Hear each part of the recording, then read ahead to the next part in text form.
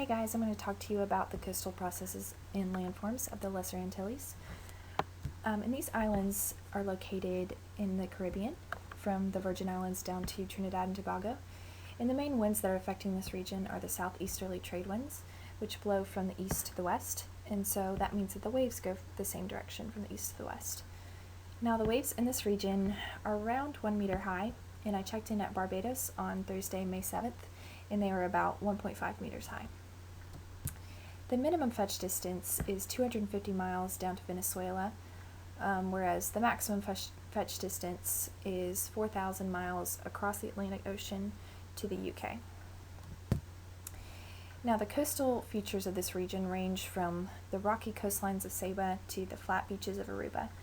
And there are many kinds of features in this region, including the mangroves of Anguilla, the scuba diving locations of Saba, the volcanoes and beaches of St. Lucia. There's just a lot of diversity in this region. And I focused in mainly on St. Vincent. There are a lot of interesting features on this island, like there's a delta formed by the Colonnaire River. There are beaches formed by rivers draining from volcanoes, and there's terrace levels from those headlands. And then in Brighton, there are massive sand dunes, and that's the picture that I have on the bottom right from Google Earth. And I also read an article and did my RASP on an article about St. Vincent and about its vulnerability to environmental hazards such as landslides, floods, earthquakes, tsunamis, things like that. And the way that they determined which region was the most vulnerable was looking at how many people live there, what kind of things they're susceptible to, and how they respond to that. And they found that the most vulnerable regions were the coastal lowlands.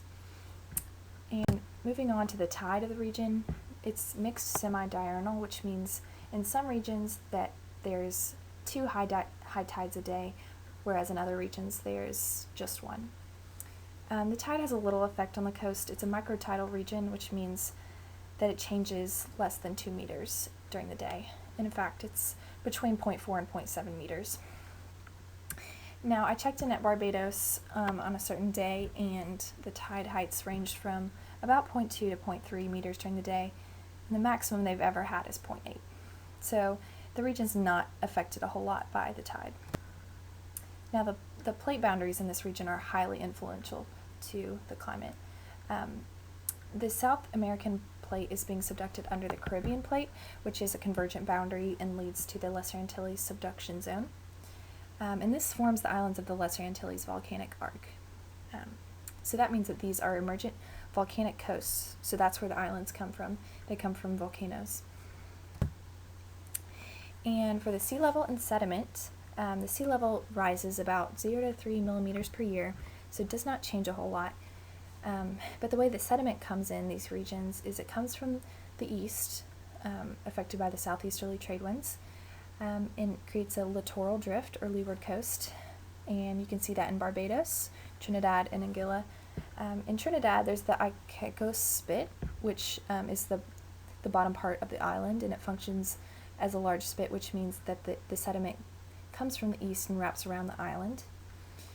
And in Anguilla, you can see that through the beaches. So just let me know if you have any questions. Thank you.